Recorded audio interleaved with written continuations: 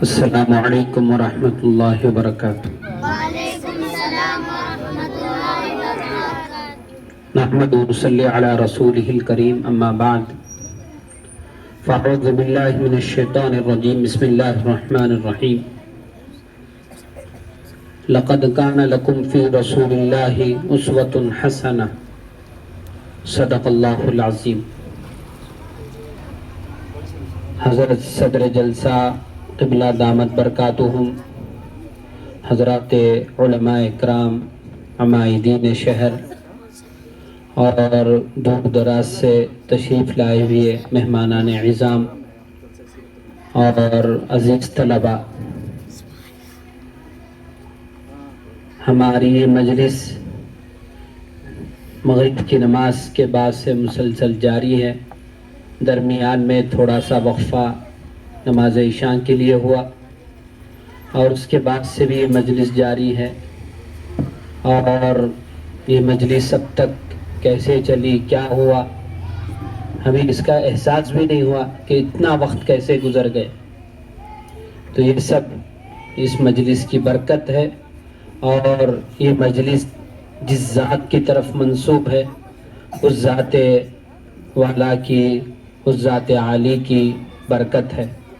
اللہ تبارک و تعالی ہماری اس مجلس کو قبول فرمائے، اور اس مجلس میں جتنی بھی باتیں ہوئی ہیں اور نبی صلی اللہ علیہ وسلم کی شان میں جتنی بھی باتیں کہی گئی ہیں، اللہ تبارک و تعالی ان تمام کو قبول فرمائے اور اس کو ہمارے لیے ذریعہ نجات بنائے۔ صرف ایک مختصر سی بات عرض کر کر میں اپنی بات کو ختم کرتا۔ ماشاءاللہ ہر سال ربیع الاول کا مہینہ آتا ہے، اور ربیع الاول کا مہینہ جب آتا ہے تو اس کی 12ویں تاریخ بھی آتی ہے، اور صرف ہمارے ملک ہی میں نہیں، ساری دنیا میں تقریباً اس پر جشن منایا جاتا ہے، اور اس پر جلسے جلوس ہوتے ہیں، اور ہر کوئی، ہر مسلمان اپنے اپنی عمر کے حساب سے ربیع الاول کا مہینہ آتا ہے تو سیرت کے متعلق بیانات سنتے ہیں، نبی کا تذکرہ سنتے ہیں، پڑھتے ہیں، بولتے ہیں۔ یہ سب ہمارے درمیان جاری ہے۔ نبی کا تذکرہ واقعتاً بہت ہی قابل مبارکباد ہے کہ اللہ تبارک و تعالی خود اپنے ساتھ کوئی ایسا موقع نہیں چھوڑا کہ جہاں اپنے ساتھ اپنے نبی کا تذکرہ نہ فرمایا۔ اذان سے لے کر نماز تک ہر چیز، ہر جگہ ہمارے استاد محترم امیر شریعت دوم حضرت مفتی اشرف علی صاحب رحمۃ اللہ علیہ فرمایا کرتے تھے کہ آدمی نماز کے لیے مسجد کو آتا ہے تو صرف اور صرف اللہ کی عبادت کرنے کے لیے آتا ہے، اللہ وحدہ لا شریک کی عبادت کرنے کے لیے آتا ہے۔ تو وہاں بھی جب ہم مسجد میں داخل ہوتے ہیں تو وہاں بھی ہم کو یہ حکم دیا گیا ہے کہ وہاں بھی ہم نبی کو یاد کریں، کہ مسجد میں داخل ہونے سے پہلے نبی پر سلام بھیج کر ہم مسجد میں داخل ہوں۔ بسم اللہ والصلاة والسلام علی رسول اللہ، اللہم افتح لی ابواب رحمتک۔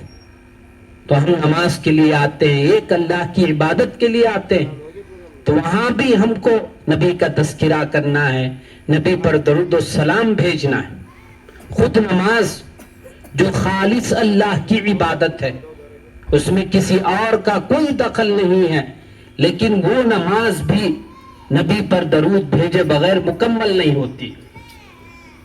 آپ خادے میں بیٹھتے ہیں، تشہد پڑھتے ہیں، تو صرف تشہد پر نماز مکمل نہیں ہوتی، تشہد کے بعد آپ کو درود ابراہیم بھی پڑھنا ہے، اور اس درود ابراہیم میں نبی کا تذکرہ آنا ضروری ہے، جبھی جا کر ہماری نماز مکمل ہوتی ہے۔ نماز کے لیے جو اذان دی جاتی ہے اس میں بھی نبی کا تذکرہ۔ کون سا ایسا موقع ہے، کون سی ایسی جگہ ہے جہاں اللہ تعالیٰ اپنے ساتھ اپنے نبی کا تذکرہ نہ فرمایا؟ تو اس لیے ہم کو بھی حکم ہے کہ ہم بھی نبی کا تذکرہ کریں، اپنے گھروں میں، اپنے بچوں کے ساتھ اور اپنی اولاد کے ساتھ نبی کی سیرت کا تذکرہ ہو.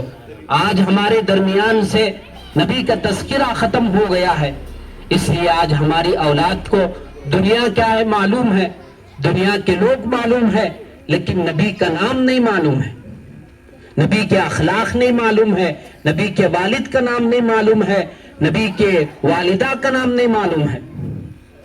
بہرحال اللہ مجھے اور آپ کو سب کو اس پر عمل کرنے کی توفیق عطا فرمائے. تو اصل میں جو کہنا چاہ رہا ہوں تو وہ بات ابھی باقی ہے. مولانا ہمارے محتمم صاحب بہت کم وقت دیے ہیں، لیکن وہ ایک بات عرض کر ہی میں اپنی بات کو ختم کرتا ہوں. بہرحال میں بتا رہا تھا تو ماشاءاللہ ہم اپنی عمر کے حساب سے نبی کا تذکرہ، نبی کی سیرت ہم سن رہے ہیں.